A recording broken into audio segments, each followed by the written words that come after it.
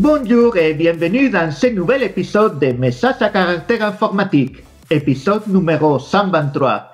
Nous sommes le 26 novembre 2024, je suis Horacio González et aujourd'hui, je suis accompagné de gens merveilleux tels que Steven Leroux. Coucou Steven. Bonjour tout le monde. Erwan Rouilleux. Coucou Erwan. Bonjour à tous. Et accompagné d'Erwan, un invité surprise, Best. Qui est Best? On va voir tout à l'heure. Bonjour Best. Bonjour, bonjour. Aquaba mon ami. Aquaba. Donc, on va faire un petit tour de table pour bien se connaître. Steven, tu nous rappelles qui tu es? Je suis ingénieur chez Clever et avec une casquette de management puisque je suis directeur technique. Toujours cette humilité qui caractérise notre CTO. Erwan, qui tu es?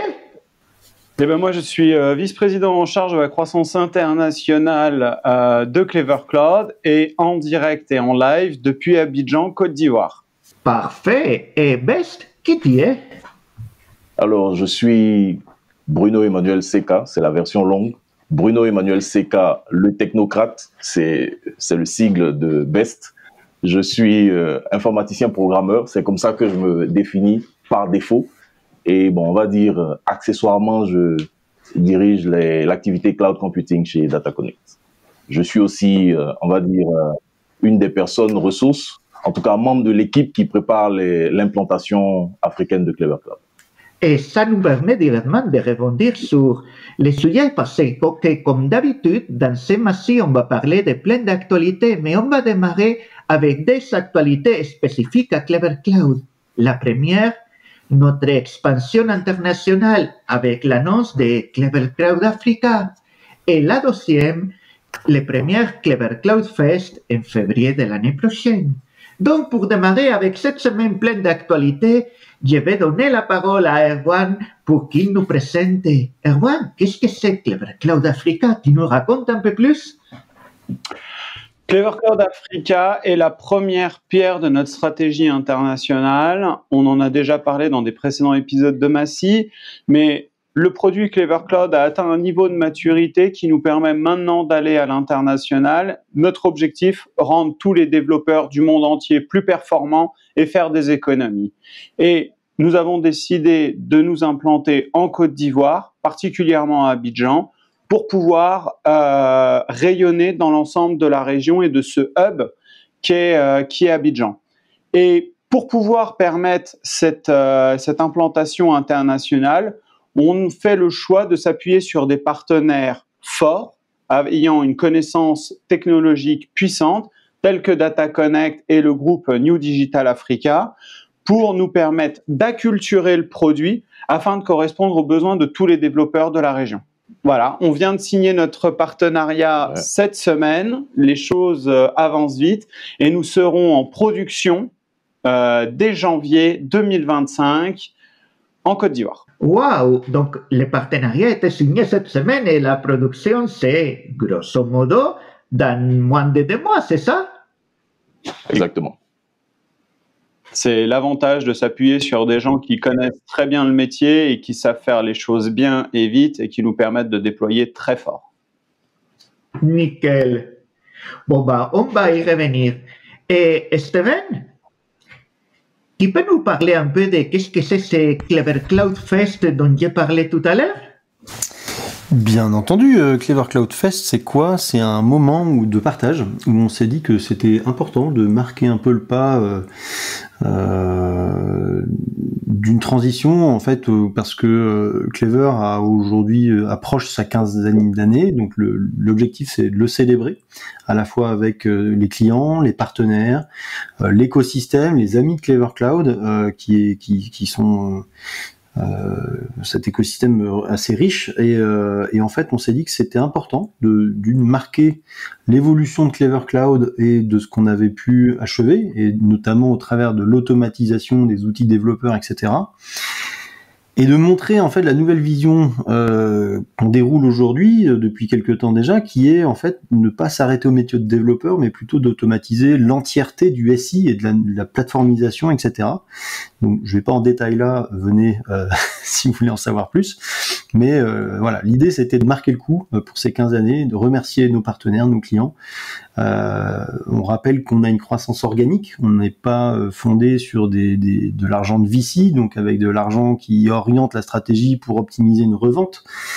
Ça veut dire qu'on a un modèle durable dans le temps aussi, peut-être moins rapide que d'autres, peut-être. Par contre, on sait où on va et on sait comment on y va. Et ça, c'est important. Ça nous donne une liberté de ton, une liberté technologique, d'autonomie dans notre stratégie d'exécution et au moins, on est clair avec nous-mêmes. J'ai l'impression qu'il y a un retour à ça quand on voit l'actualité d'OVH également, que OVH a sans doute dû souffrir un petit peu de son actionnariat historique et j'ai l'impression qu'Octave est en train de vouloir se relibérer de tout ça. Nous, on souffre pas de ça. Et donc le point, c'est de montrer ce qu'on a pu faire et montrer où on va. Et d'avoir un instant de partage, de voir un peu ce que les gens construisent sur Clever Cloud et dans un moment assez sympa. Et donc, si vous voulez savoir plus, on vous laisse les liens pour aller voir et aller vous inscrire pour ces 2 journées début février. Bon, ceci dit, on est dans Saint-Massy. Le principe, c'est toujours parler de plein de choses, de plein d'actualités techniques qu'on a vues ces derniers jours, dernières semaines. Donc, je sais que vous avez tous cherché de votre côté. Qui veut se lancer et proposer un premier sujet? Allez, je veux bien. Moi, je suis tombé sur un post d'un mainteneur d'une librairie Redis qui, en fait, s'est pris une petite descente en règle des services juridiques de l'entreprise et dans une situation où en fait il s'est trouvé assez désarmé, il s'est dit en fait je sais pas comment réagir, donc ce que je vais faire c'est que je vais créer une issue pour dire qu'est-ce qu'on fait en posant la question à tout le monde, ce qui fait que du coup la stratégie de menace des avocats etc tout a été mis au grand jour entre guillemets. Wow. Et du coup ce que dit la personne c'est eux disent que la qualité, en fait, le truc, c'est qu'ils sont allés comme d'habitude, tu vois, au lieu d'avoir un aspect communautaire, ils ont sorti les avocats, ils l'ont appelé pendant 1 heure en roulant dessus comme jamais, en lui disant, voilà, ce que tu fais, c'est pas au niveau, mais en fait, le gars, il a aucune ambition sur le projet, tu vois, il était parti en se disant, moi, je crois que c'est vieux en plus, ça date de 2015 ou un truc comme ça, enfin, c'est vraiment un vieux projet, et dans lequel il s'est dit, moi, en fait, c'est une occasion d'apprendre Rust. J'ai un Redis, je fais le driver Redis. Très bonne initiative, tu vois. Après, il n'a pas plus de velléité que ça à embarquer sur le truc. Mais là où il y aurait une réponse qui était simple et qui était, en fait, on commence à contribuer dessus, on apprend à connaître, et puis peut-être qu'en discutant, si eux avaient les moyens d'apporter un mainteneur, ils auraient peut-être pu reprendre la main sur le projet, etc. Non, ils sont toujours allés sur du trademark infringement, ce genre de choses. Et moi, c'est ce que je répète à tous les vendeurs Redis que j'entends sur la place qui me disent non, mais ça c'est les licences, mais en fait on est quand même très open source friendly, très blablabla. Non les gens, dans les faits, vous êtes voraces, vous êtes une boîte qui n'a pas créé la technologie, qui a racheté les droits, qui aujourd'hui est en train de créer un écosystème fermé sur le sujet. Vous n'allez pas nous la faire à l'envers, tu vois. Et en fait, ce que vous êtes en train de faire, c'est de vouloir privatiser le nom Redis et de vouloir augmenter les licences sur le sujet. La réponse aujourd'hui, elle est communautaire, elle s'appelle Valkyrie. Et si vous changez pas d'attitude, nous, on n'a aucun intérêt à partir avec vous. Donc, soit vous voulez créer un écosystème sain, soit on ira voir ailleurs. Mais quelque part, c'est la suite logique et ça s'est bien arrivé dès le premier moment qu'il y a eu les changements d'attitude. Ils s'avaient promis que ça arriverait pas, mais ça finit par arriver. Et moi, je trouve très intéressante la façon de réagir des maintainers, de les publier comme un issue GitHub, parce que ça permet tout juste une discussion claire dans la communauté, plutôt que faire des échanges de mails et des trucs d'avocats.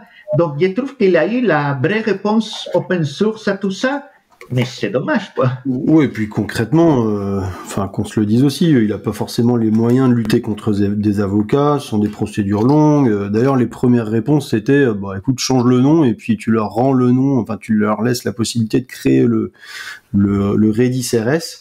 Je crois savoir qu'il y a de plus en plus d'usages et de besoins, en fait, d'un driver Redis dans l'écosystème Rust, et que eux, du coup, tu vois, ils en avaient rien à faire pendant des années, parce qu'il n'y avait pas de logique économique. Aujourd'hui, il y en a une, donc ça les intéresse, et évidemment, ils descendent avec les gros sabots en mode, du coup, on récupère tout, quoi. Tu récupères tout, mais t'as participé à rien. Enfin, c'est un comportement de voyou quand même sur le marché, tu vois. Surtout dans des écosystèmes open source, encore une fois, où ce que tu veux, c'est plus créer un écosystème. Là, je pense que ça, faut quand même très clairement se le dire.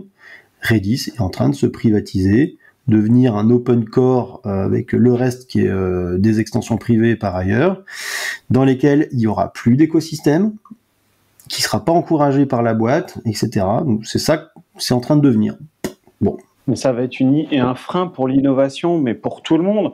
Parce que ce genre d'exemple va forcer les gens qui veulent se lancer, des petits développeurs qui ont envie de se faire plaisir sur GitHub, à dire, en fait, je mets pas une pièce dans la machine, de peur de répercussions juridiques. Ouais, alors, oui et non. En fait, tu t'aperçois que... Ah, pardon. Vas-y, Bastien. Non, vas-y. Tu t'aperçois que en ayant eu ce comportement, ça a beaucoup plus libéré les choses qu'autre chose. C'est-à-dire que à partir du moment où il y a eu le fork Valky, il y a beaucoup de choses qui ont découlé de ça. C'est-à-dire que tu sens que ça a libéré un peu l'élan qu'il pouvait y avoir, la volonté de faire bouger des choses, ou quand t'es un gros consortium de contributeurs, les intérêts peuvent être un peu, tu vois, disparates. Et là, le fait qu'il y ait eu Valky, certains ont dit, ok, mais très bien, mais du coup, maintenant, en fait, on est plus ouvert à faire passer des PR qui étaient potentiellement bloqués par une logique économique, une logique de marché, une logique marketing de la boîte qui était derrière. J'ai envie de dire, tout le monde est content, tu vois. Si Redis arrive à maintenir son écosystème de clients, pourquoi pas, très bien. Et aujourd'hui, ils sont libres de faire passer ce qu'ils veulent dans le code. Donc, ils ont dit qu'ils avaient accéléré le moteur, très bien. Par ailleurs, dans Valky, il y a eu une autre implémentation également multithreadée qui permet aussi d'accélérer Valky. Ce qui est drôle, parce que du coup, les commerciaux de Redis se disent, oui, puis on a un nouveau moteur. Oui, mais comme les autres, en fait. Et du coup, écoute, j'ai envie de te dire que le fork est sain aussi. Ça permet de résoudre des problèmes de vision des choses, et que si demain il y a deux visions des choses, il y a deux chemins d'innovation potentiels. Je suis pas sûr qu'un jeune, se dise c'est risqué, machin. L'open source, t'as tellement de choses que tu peux faire. Au pire, tu l'appelles autrement. Si c'est qu'une question de nommage, t'iras pas loin en procès. Si tu commences à dire non, je te refuse de te rendre le nom, oui, là tu vas prendre les avocats sévères. Sinon, ça devrait aller. Hein. Mais qu'est-ce que disons, ce point-là me fait me poser la question, qu'est-ce que ça augure en fait pour la suite des projets open source, des projets open source qui sont, on va dire, backés par des projets open source corporate. Je prends le cas de Redis qui me fait penser à, je cite comme ça, MongoDB, Elastic, Android,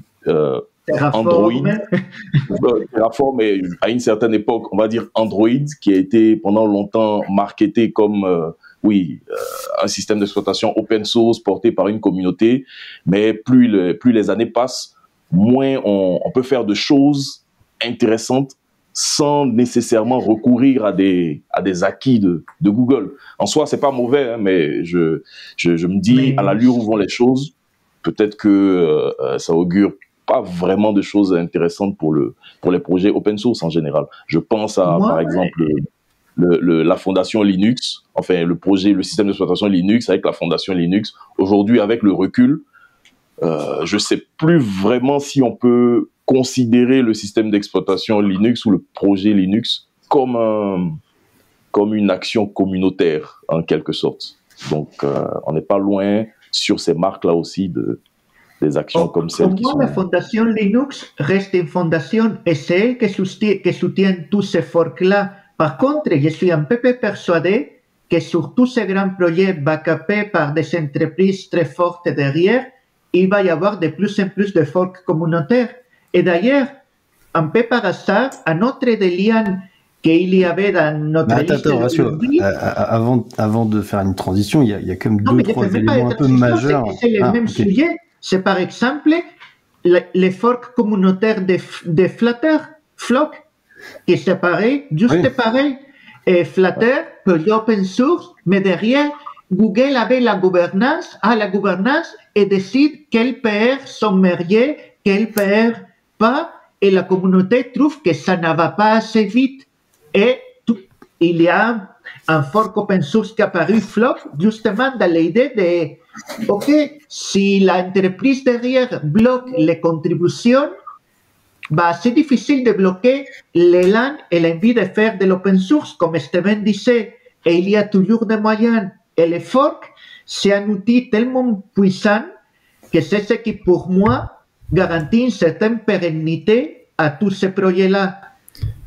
Je pense qu'il faut séparer un peu les problèmes. On a un problème politique. Ça, c'est la Linux Foundation. Elle représente absolument pas les contributions qu'il y a.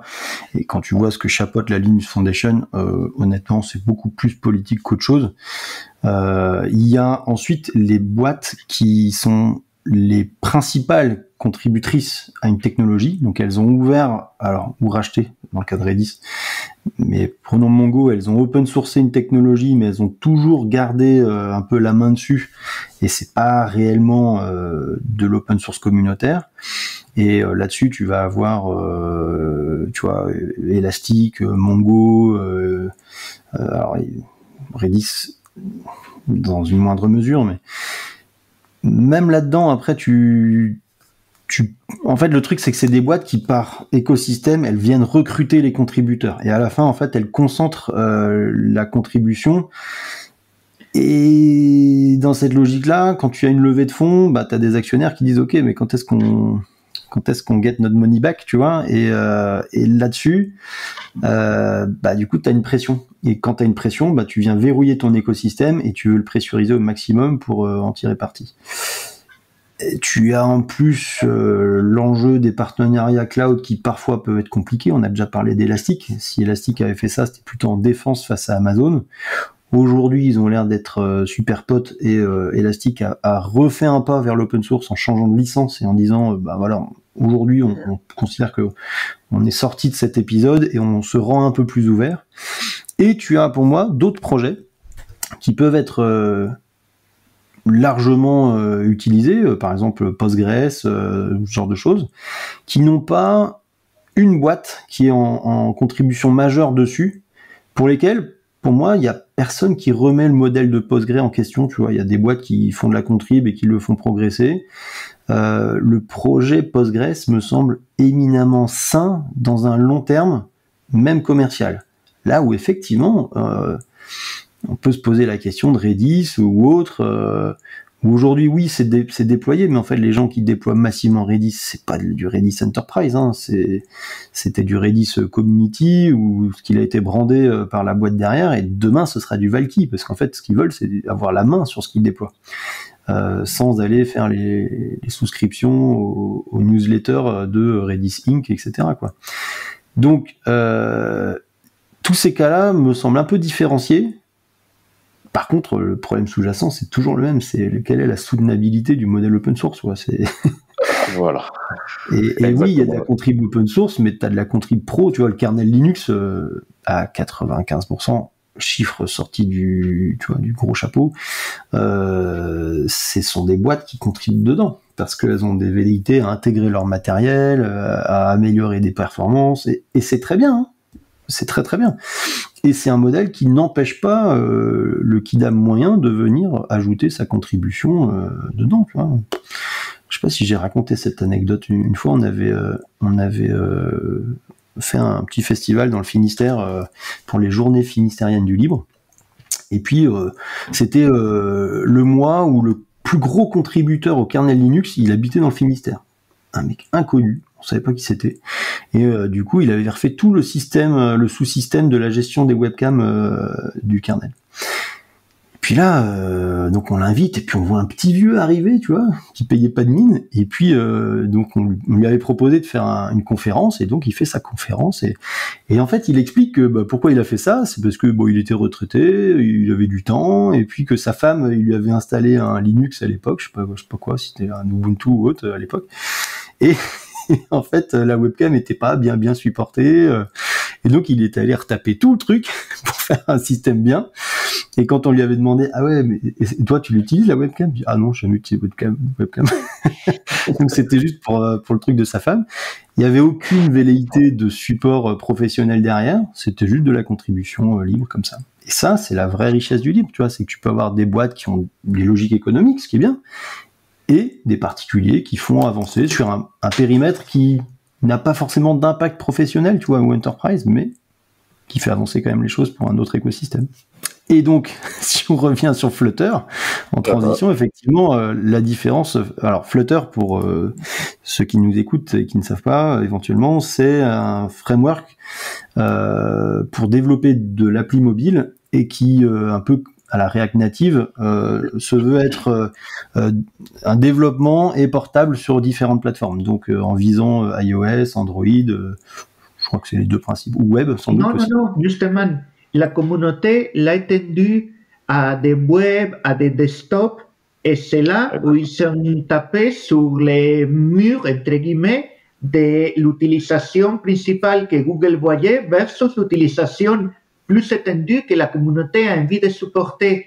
Et justement, c'est là, dans les liens qu'on va mettre, il y a un qui explique très bien, et c'est là qu'avec les soucis de budget ces 2 dernières années sur Google, les équipes qui se réduisent, la communauté avait des ambitions que aujourd'hui la version officielle de Flutter ne pouvait pas suivre, et ils se sont dit autant faire un fork dans lequel on merge les choses, on les fait avancer et on propose à Google derrière de remercier AppStream sur Flutter s'ils veulent, mais s'ils ne veulent pas, les gens peuvent utiliser Flock tel qu'il sera avec tous ces contribs qui étaient un peu au ralenti. Et moi, ça, le fait de faire un fork, ça peut être pour des raisons type l'entreprise devient plus moins open source, comme dans le cas de Redis, ou simplement parce que la gouvernance, quand c'est directement une grosse boîte derrière, ça peut diverger de ce que la communauté a envie de faire avec un produit open source. Et je trouve ça aussi très sain, cette idée-là de, le projet a été initié par Google, c'est super, nous on veut l'amener plus loin, c'est open source, on le fork et on va l'amener là où les contributeurs veulent. On n'est pas à l'abri d'une réintégration en bout de ligne aussi, d'une réintégration dans le projet principal en bout de ligne. Voilà, je pense comme ça à voilà, .NET, Mono et consorts. On n'est pas à l'abri de quelque chose du genre. Ah non, mais... L'entreprise propose un fork pour voir à peu près l'appétence, on va dire ça comme ça, de la communauté sur différents aspects de la technologie, peut-être pour amener la communauté à expérimenter sur différents modules, puis rendu à un certain niveau, si les planètes sont correctement alignées, on réintègre dans le projet principal, ça revient sous le giron du business et boum, on y va. C'est Après, ça, il y a des projets qui sont vachement intéressants. Ah, pardon, on a de la latence, excuse-moi, je t'ai coupé, Horacio, vas-y. Non, il ne se cache pas que, idéalement, dans un monde idéal, les contributions, une fois qu'elles seront assez mûres, ça serait très simple à réintégrer sur le projet principal. Ils ne se disent pas qu'ils sont contre Flutter ou contre Google. Ils se disent qu'ils ont besoin d'étendre la vision, mais ils aimeraient bien qu'à terme, ce qui est produit revienne, peut-être avec un décalage, qui soit une sorte de branche expérimentale ou fork expérimental avec des choses qui reviennent sur la branche principale plus tard, carrément. Après, tu as des cas qui sont assez intéressants comme Nextcloud et puis le fork initial OnCloud. OnCloud, merci, et qui les deux passent leur temps à se forwarder, tu sais, des pull requests parce qu'il y en a un qui a avancé ça et du coup, c'est recloné par un autre et vice versa, quoi. Donc, c'est bon et c'est sain pour l'écosystème. C'est ça qui drive les choses vers l'avant. C'est ça. C'est la puissance de l'open source et pour moi, bah, c'est carrément bon. Tout le monde gagne. Même Google, dans le cas des flotteurs, ils peuvent continuer leur stratégie, mais quand ils voient un truc qui est mûr, ils n'ont qu'à le prendre et le réintégrer et absolument tout le monde gagne. Donc oui, carrément. Après, c'est un peu l'histoire qui se répète quand même, je trouve, avec tous les, tu vois, tous les outils Google qui ont l'air très brillants, machin, mais que dès que Google n'en veut plus, ça part au cimetière Google. Exactement. Le site web, c'est Google Graveyard, là. Tu vois, on mettra le lien. Et en fait, là, ils ont réduit le budget, donc en fait, c'est plus une priorité pour eux. Et du coup, tu vois, ils t'ont créé un écosystème, ils t'ont créé tout ça, et à la fin, les gens se retrouvent en mode bah il y a plus rien, il y a plus de ressources, il y a plus de boulot, et il y a plus de contribution. Et ouais, en fait, tu crées une communauté à bout de bras parce que toi, tu t'es engagé dessus et t'étais pas côté Google. Mais tu vois, c'est l'histoire de GWT, c'est l'histoire de Angular, c'est l'histoire de tous ces trucs-là, quoi. Et ça peut être pire bientôt, parce que bientôt, celui que pour moi c'est aujourd'hui le projet le plus structurant de l'open source de Google risque bientôt de ne plus appartenir à Google. Je parle de Chromium parce que je parle de Chrome. Je ne sais pas si vous avez vu, mais le département de justice des États-Unis voudrait bien que Google cède Chrome et donc Chromium à une autre boîte. On ne sait pas encore laquelle ni comment, mais ça serait un vrai bouleversement du monde d'Internet, carrément, parce qu'aujourd'hui, le moteur Chromium, c'est le moteur de 70% des navigateurs dans le monde, grosso modo, quoi. Bon, moi, je pense que l'impact de...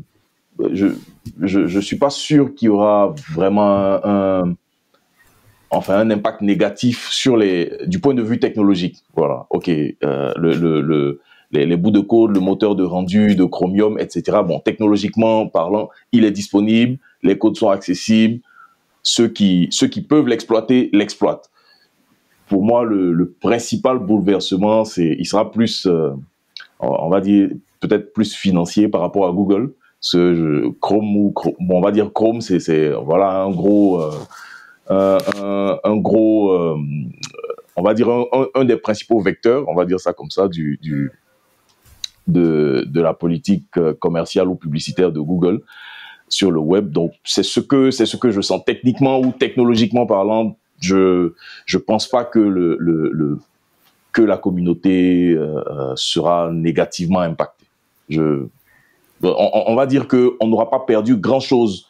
Enfin, on n'aura pas un peu comme, on va dire quoi, contrairement à la mort de Internet Explorer. Avec la mort d'Internet Explorer, on n'a pas perdu grand-chose, techniquement parlant. Avec Chrome, c'est vrai, la sortie de Chrome de Google va faire perdre quelque chose, financièrement parlant, à Google, mais techniquement parlant, la communauté, je pense, peut-être ressortira grandie, je Moi, suppose. c'est aussi les équipes Chrome de Google sont très, très moteurs dans tous les standards web, justement. C'est eux qui drive aujourd'hui toute une série d'avancées dans le web, de nouveaux standards, de nouvelles propositions. Donc, j'espère que si ça veut dire que Chrome est repris par une autre boîte, les équipes sont aussi repris. Faut aussi préciser que Google sort beaucoup de choses à leur avantage. On est d'accord, mais fait avancer les propositions de standards et c'est un moteur qui va dans sa propre sens si tu veux, peut-être, mais derrière, il y a énormément de standards qui ont rendu la plateforme web aujourd'hui incroyablement plus riche qu'il y a 5 ans et j'aimerais bien que cet avancement ne s'arrête pas. Si tu veux. Et donc, Google, Chrome, c'est pas seulement les produits, c'est pas seulement toutes les montagnes d'argent que ça tombe sur Google, c'est toute une série de produits qui a de personnes qui, à différence d'autres personnes de Google, elles travaillent plutôt sur les standards de web, dont le travail, c'est faire avancer une plateforme web. Et donc, je me demande si ces personnes-là vont aussi être, voilà, si cet effort-là va être repris aussi par les futurs repreneurs de Chrome. Après, on a aussi un problème, hein, c'est qu'aujourd'hui, Chrome est devenu le nouveau IE, quoi, tu vois, avec des sites web faits pour Chrome, etc. Et du coup, ça te loque dans un écosystème qui est pas très très sain, quoi. Donc, Apple a pris un peu la mesure du problème il y a quelques années et a remis un peu d'effort dans Safari. On a toujours un Firefox qui cherche du financement compliqué, mais... ça, c'est un autre problème, le financement de Firefox et de Mozilla. Ouais, après, tu vois, bon, Firefox reste une bonne base technologique et pas très loin derrière, mais bon, ça se fait pas comme ça non plus. Et on a besoin, en fait, que le web soit un peu global et ouvert, quoi, et pas basé sur une seule implémentation et une seule plateforme. Pour quelle raison? Parce que si demain tu as un usage qui correspond pas à la plateforme qui est pensée pour, en fait tu vas pas réussir à interagir, quoi. Donc c'est peut-être un mal pour un bien. Hein. Espérons aussi espérons que si la décision est confirmée, espérons que le nouvel acquéreur sera autant intéressé par l'avenir du web que Google. Voilà. Sinon, c'est pas fait, hein, parce que la valorisation de Chrome, j'ai cru voir passer 20 milliards, je sais pas. Enfin, le truc, c'est qu'en termes de reach, tu vois, d'atteignabilité de ce que tu peux intégrer dans Chrome et l'impact marché que ça peut avoir, effectivement, le truc a une valeur de folie, mais qui vous voyez aujourd'hui qui pourrait acheter ça? Justement, à part des gens qui ne pourront pas l'acheter parce que le département de justice les tomberait dessus, type Microsoft. Exactement. En fait, le problème, c'est qui peut l'acheter sans tomber dans les mêmes travers et se faire derrière taper. Un Microsoft ou un Apple ne pourrait pas, parce que directement, il se mettrait dans la même position que Google. Et alors surtout, il faut un acteur qui rachète, mais qui n'a... Souvenez-vous pourquoi Chrome est devant le département de la justice là-bas, c'est sur le monopole qu'ils ont sur le search. Et ça veut dire que l'acteur qui rachète ne doit pas possiblement avoir de conflit d'intérêt non plus sur le search. Parce que tu pourrais très bien dire, je dis n'importe quoi, mais Musk avec X, il rachète Chrome, il intègre nativement des outils dans la plateforme sociale, etc. Et avec Grok, il met nativement un moteur de recherche en LLM qui te fait les synthèses de ce que tu cherches. Enfin, tu vois, l'intérêt, il serait manifeste. Mais tu recrées le même problème. Donc, c'est ça. Et donc, je ne vois pas qui pourrait le faire sans tomber dans les mêmes problèmes. Bah ouais, Apple, ils ont Safari, ils vont pas racheter. Enfin, je vois pas mais Apple... stratégie, ça a du sens. Microsoft, comme tu dis, il y a Bing et du coup, ils retombent sous le même coup. Bon, X, est-ce que ça soit rentable? Est-ce que la solution ce ne serait pas de éventuellement peut-être une entreprise X l'achète et passe le projet à une communauté, on va dire ça comme ça. Mais ça coûte cher. Un peu comme oui, voilà, un peu comme. Par contre. Bon, peut-être que Oracle là, si est mal pris, je pense à OpenOffice à l'époque, MySQL, etc. Bon, ici sont peut-être mal pris, mais c'est l'issue probable que je vois. Sinon, pour moi, le principal inconvénient de Chrome pour Google, je ne sais même pas si c'est la bonne formulation, le principal inconvénient de Chrome pour Google, c'est sa synergie avec d'autres produits très, on va dire, incontournables. La synergie avec le moteur de recherche, la synergie avec le système d'exploitation Android, qui font que, et bien d'autres produits, qui font que tout ça mis l'un dans l'autre, naturellement, Google se retrouve en situation de monopole, quel que soit ce qu'ils peuvent bien dire. C'est peut-être ce qu'on est en train de dire, c'est qu'est-ce que le découpage est au bon endroit, tu vois, de Google. Est-ce que tu veux découper, c'est Si c'est le search, bah ok, mais est-ce que c'est Chrome la bonne entité ou est-ce que c'est Android avec Chrome dedans? Parce que je crois que Google voulait intégrer Chrome à Android nativement pour lutter contre l'iPad. Et qu'est-ce que vous pensez d'une solution à la Kubernetes, une solution avec une fondation open source, avec des contributeurs forts, aussi du point de vue financier, en même temps de Google, Microsoft et tous les grands? Quelque part, c'est un parallèle qui pourrait tenir. C'est l'issue logique, enfin, c'est l'issue la moins polémique, on va dire ça comme ça, que je vois. Ok, les mêmes acteurs monopolistiques peut-être pourront se retrouver cachés à nouveau derrière cette fondation, mais bon, c'est l'issue la moins polémique et la moins problématique, on va dire ça comme ça, que je vois. Et ça ne serait pas un seul acteur.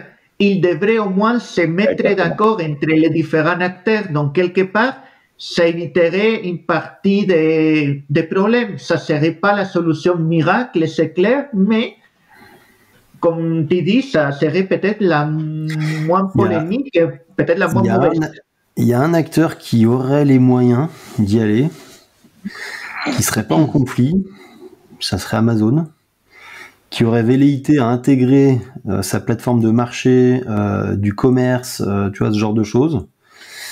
Mais après, c'est pareil, tu vois, le département de la justice qui va leur dire, alors vous, c'est pas sur le search, par contre, c'est sur le retail. Et du coup... C'est ça. Disons que moi, je ne vois pas que l'acteur se sentirait serein à mettre 20 milliards ou 30 milliards pour acheter un truc et risquer de le perdre des années plus tard, quoi. Non, ça peut être du consortium. Je sais pas si Kubernetes est le bon exemple. Hein. Mais, écoute, mais tu pourrais dire, tiens, Microsoft... Il y a une gouvernance claire, il y a plein de défauts, mais au moins de ce point de vue, c'est un modèle open source qui semble soutenable parce qu'il y a plein de boîtes qui mettent des sous derrière. Ça pourrait être une solution pour ce problème-là. Tu pourrais avoir un Microsoft, Baidu, oui. Yahoo éventuellement, tu vois. Google même aussi, mais tout ça. Google qui resterait dedans du coup, oui. Claro, tout le monde et Amazon pourrait avoir, et même Apple pourrait avoir son mot à dire. Donc, mais bon, surtout tout ça c'est de la politique fiction, c'est pas encore fait, on est très loin. Ouais, surtout qu'ils savent s'associer en consortium quand ils veulent, parce que quand on prend les consortiums type HDMI et compagnie, ils savent bien se mettre ensemble, tous ensemble, pour récupérer la part du gâteau. Et Dieu sait que le gâteau est grand. Oui, HDMI, c'est un bon exemple, en effet.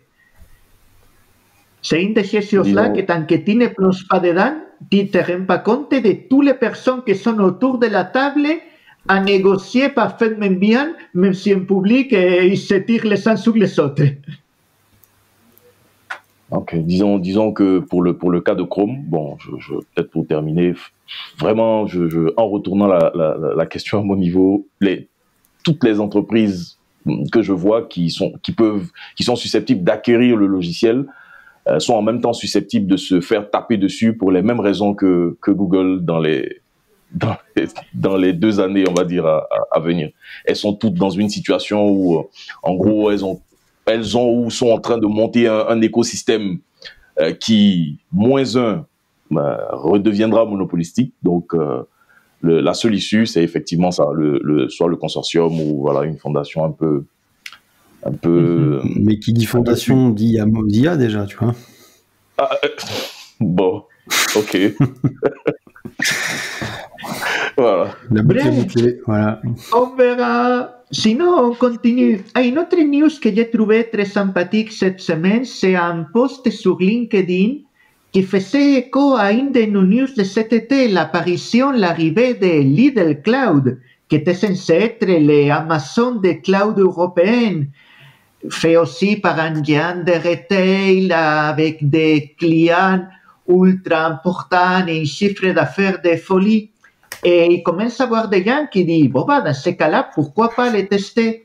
Et les posts sur LinkedIn montrent qu'en effet, c'est peut-être des clouds dans le sens que leurs clients peuvent utiliser des infrastructures et commander des VM à la volée éventuellement, mais c'est pas un cloud public, c'est pas ouvert à des nouveaux clients, c'est pas self-service, et c'est fermé à tout pays sauf l'Allemagne et l'Autriche et la Suisse, je crois, de mémoire dans l'article.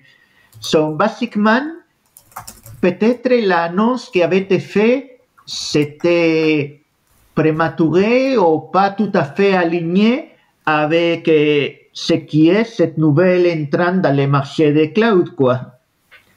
Vous avez lu l'article, Steven? Ouais,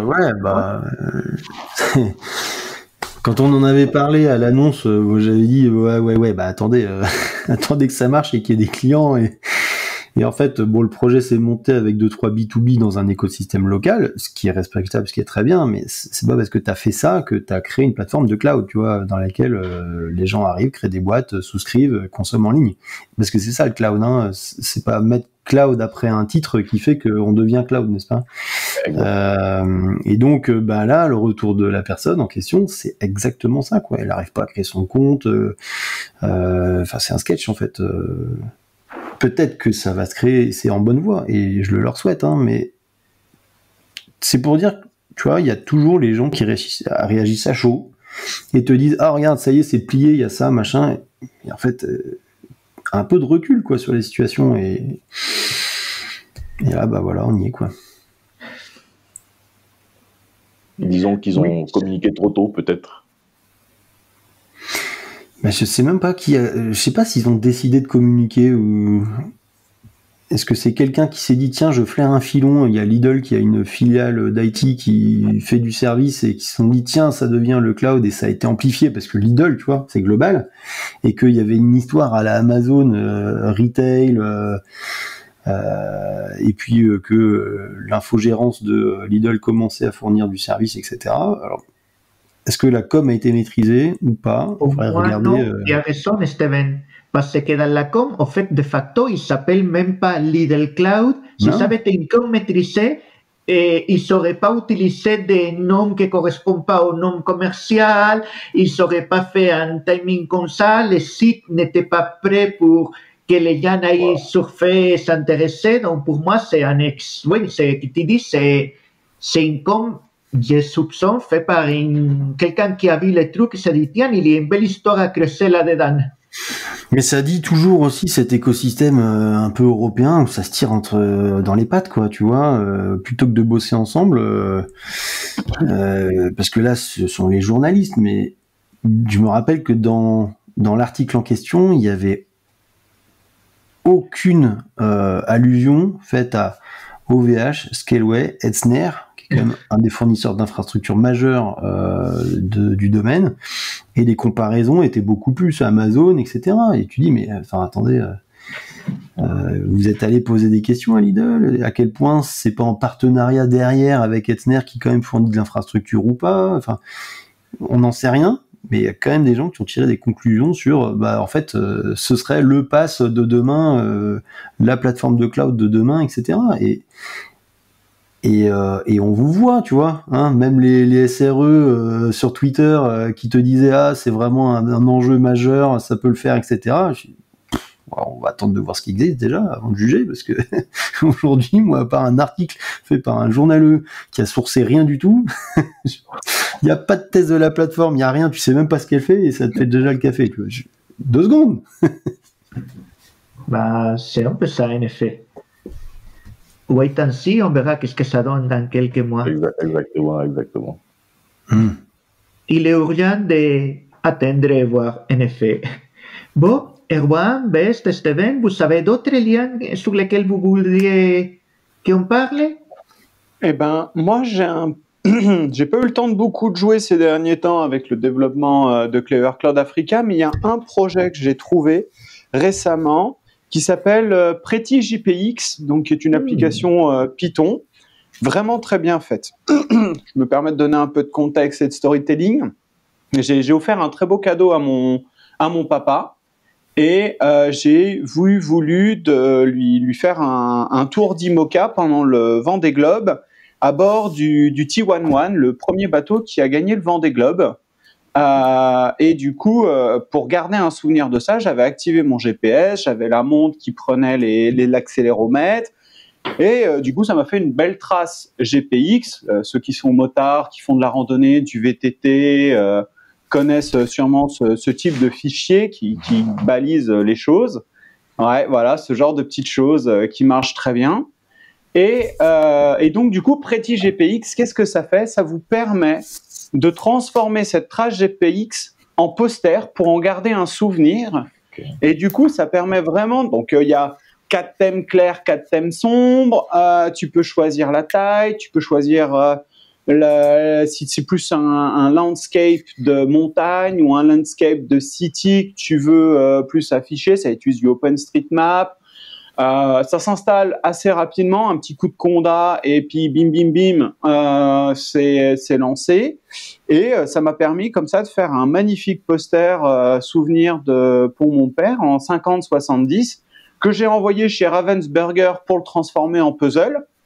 Comme ça, papy, tu vois, à la retraite, il va pouvoir faire un puzzle pour se souvenir de ce moment-là qu'on a partagé ensemble, qui était son rêve de gosse. Et je trouve ça génial parce que j'ai cherché sur Internet, bien évidemment, j'ai trouvé des services payants qui le faisaient, mais j'étais pas vraiment satisfait du produit final. Moi, j'aime bien récupérer le truc en SVG, pouvoir le customiser un petit peu, etc. Et puis, j'ai fait comme tout bon geek qui se respecte. J'ai tapé trace GPX GitHub et je suis tombé sur ce projet qui a maintenant quelques années, porté par des étudiants, il me semble, si je dis pas de bêtises, une sorte de petit projet d'études qu'ils ont fait, qui est très bien et qui correspond au truc, et c'est une excellente application. Et donc, du coup, voilà, je sais que parmi vous, il y a des randonneurs, parce qu'à force de bosser derrière un ordinateur toute la journée, c'est bien d'aller s'aérer. Et donc, du coup, voilà, si vous avez besoin de garder un souvenir de n'importe quel voyage, tac, vous activez votre trace GPS. Dès que vous revenez, vous compilez le tout. Et puis, voilà, joli souvenir. En ces périodes de fin d'année, de cadeaux de Noël à trouver, à donner au Père Noël, hein, bien évidemment, parce que le Père Noël existe toujours, hein, n'oublions pas. Et que, voilà, petit projet simple, efficace, mais qui prouve que les communautés open source ont toujours une solution à n'importe quel problème. Oui, vous avez bien entendu. Maintenant, les massifs vous aident avec vos cadeaux de Noël. C'est joli, hein. C'est bien fait, hein. Moi, je trouve que, tu vois, en fait, les exemples sur le GitHub, là, rendent très très bien à la fois sur de la montagne, sur même de la ville, parce que tu vois le côté ville qui est bien identifiable, etc. Tu as le dénivelé qui s'affiche en bas avec les pointes, etc. T'as des effets de style. Franchement, je suis assez bluffé, effectivement, de l'aspect efficace du projet, quoi. Et ça marche super bien. Écoute, merci pour cette suggestion. On est encore en train de les mettre dans la lettre au Père Noël, en effet. Maintenant, faut pédaler, hein. Faut aller faire des traces maintenant. Hein. C'est ça. Ouais, on va récupérer certaines randonnées de cet été. C'est une bonne idée. C'est ça. T'as fait ça en famille, tu sais, voilà. Parce que bon, c'est quand même un exploit. Enfin, des fois, tu tapes une rando de 3-4 jours quand tu as fait le Puy-de-Dôme, etc. Ou alors des beaux voyages que tu fais, au moins, ça permet de garder un souvenir. Et c'est ça qui est le plus important. Moi, c'est pour ça que je travaille, c'est pour créer ces souvenirs avec ma famille. Voilà, c'est important, je trouve. Et puis, que ça soit open source, parce que les gamins... Enfin, je sais pas ce que t'en penses, Steven, mais pour moi, le produit, il est tellement fini que les frères, ils l'auraient packagé, ils auraient vendu ça en un service SaaS. Ils étaient bons, hein. Là, on parle aux adeptes des SaaS, machin, là. Tu prends le truc, t'en fais un SaaS très très vite et qui te renvoie soit le poster avec le choix des cadres, soit le puzzle déjà tout fait, tu vois. À la team, j'ai fait un SaaS dans un week-end. C'est ça. Je vais me faire encore taper sur X mince. J'ai pas encore essayé de le faire tourner sur Clever, mais c'est du Python, hein, donc c'est un runtime qu'on maîtrise, qu'on supporte. J'ai envie de dire finger in the nose. Hein. Faut juste que j'ai le temps. Bon, En mode on task. te laisse ça En mode pour les task. prochaines Massy, tu nous feras les retours. Écoute, avec grand plaisir, mon ami. Bon. Mais toi, Best, t'as fait pas mal d'open source. Tu me disais l'autre jour que t'avais pas mal bossé sur ton FreeBSD perso. Tu veux nous en parler un petit peu ou... Allez, sois pas timide. Non, mais je vais dire, Best, tu as un sujet pour nous? Bon, c'est pas vraiment un sujet d'actualité. On va dire ça comme ça. C'est pas une dernière news qui date de cette semaine. C'est juste une expérience, voilà, un peu particulière sur laquelle j'ai travaillé durant les dernières années. Et bon, disons que bon, si j'y vais par la fin, c'est le produit de cette expérience, en gros, c'est une énième distribution, voilà, sur laquelle j'avais bossé avec des amis, une énième distribution, mais qui est plutôt basée sur BSD, FreeBSD spécifiquement. Donc, particulièrement, bon, on va dire moi aujourd'hui, c'est ce que j'utilise personnellement. Donc, FreeBSD sur mon laptop, sur mes postes à la maison, je suis plus à l'aise avec. Bon, disons que je le trouve plus élégant que certains autres systèmes, mieux structurés. Peut-être qu'on pourra revenir là-dessus. Et voilà, donc ça a donné une distribution. Bon, je vous épargne le nom pour l'instant.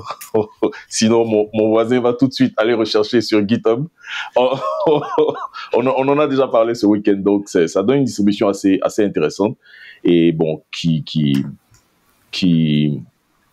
bon, c'est un système d'exploitation généraliste. Hein, voilà, c'est pas quelque chose de très orienté, par exemple multimédia, ou très orienté sécurité à la OpenBSD, au-delà avec lequel on peut rien faire d'autre que configurer des pare-feux. C'est assez généraliste, mise en place d'environnement. C'est Dragonfly du coup? Non, FreeBSD. Ah, c'est FreeBSD, d'accord. Voilà. Je suis parti de FreeBSD, Dragonfly. Bon, disons ce qui m'a empêché, ce qui m'a fait plus pencher du côté de FreeBSD, c'était d'abord le système de fichiers ZFS. Voilà, je voulais travailler avec un environnement BSD. Et bon, j'ai trouvé que FreeBSD était la base qui offrait la meilleure implémentation, en tout cas l'implémentation la plus feature-rich de ZFS. Voilà, et donc c'est ce qui m'a fait me lancer. Et au fur et à mesure, en tout cas, je suis tombé un peu fan des autres fonctionnalités, les ProcessGel, bon, RCTL, whatever. PF, bon, ça c'est pour le pare-feu qui vient de OpenBSD. Mais en tout cas, je trouve que le système il n'est pas ça ne brûle pas aussi vite que les environnements Linux.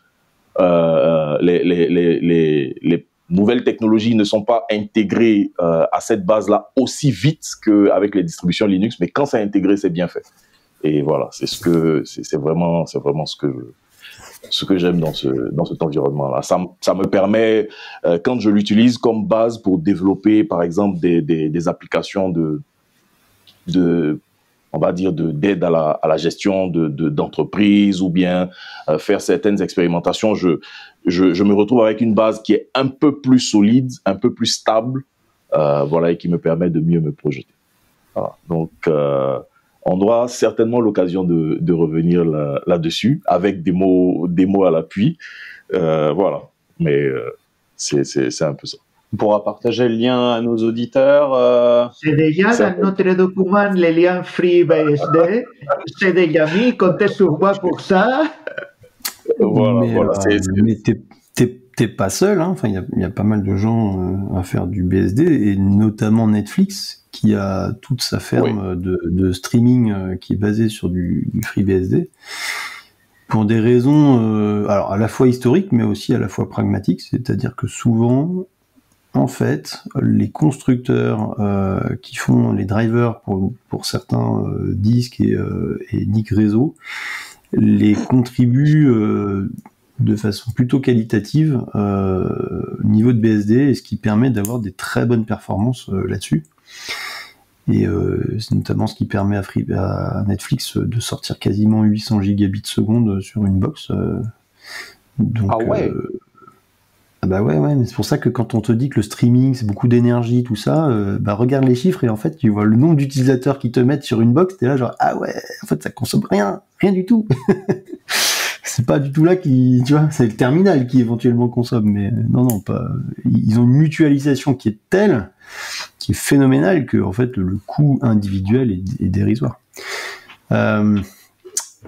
Moi, j'avais utilisé pas mal OpenBSD il y a un peu longtemps, hein, c'était en 2005, un truc comme ça. Et j'avais eu des problèmes de stabilité quand même. Pourtant, OpenBSD est réputé assez sécurisé, assez solide. Alors, je pense que j'étais aussi sur des drivers réseau un peu spécifiques et ou peut-être que j'apprenais aussi mon métier et que je savais pas faire. Hein. Mais en tout cas, j'avais quand même quelques crashs de temps en temps et c'était juste une plateforme d'échange réseau que j'avais design.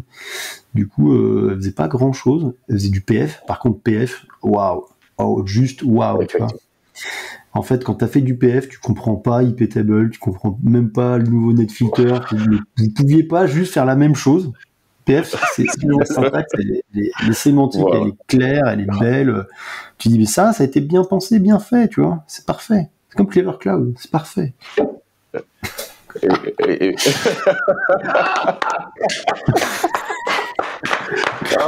crois qu'on ne peut pas abattre ça. Et je pense que c'est le bon moment pour dire au revoir à nos auditeurs sur ces belles paroles. Sinon, on va être trop long et ceux qui nous écoutent pendant qu'ils font leurs courses vont finir avant la fin. C'est toujours dommage. Mais vous reviendrez tous les trois. C'est compatible avec le running d'une heure. Steven, voilà, le running dinner, c'est le métronome. Quand on a fait 1h15, après je me suis fait critiquer, mais il faut accélérer un peu, on ne tient pas autant de temps à courir, quoi.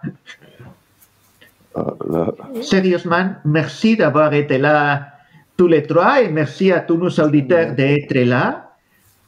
Et je vous dis à très bientôt tout le monde. Au revoir. Merci d'être venu, c'était un vrai plaisir. À bientôt. Et à très rendez-vous en janvier pour Clever Cloud Africa.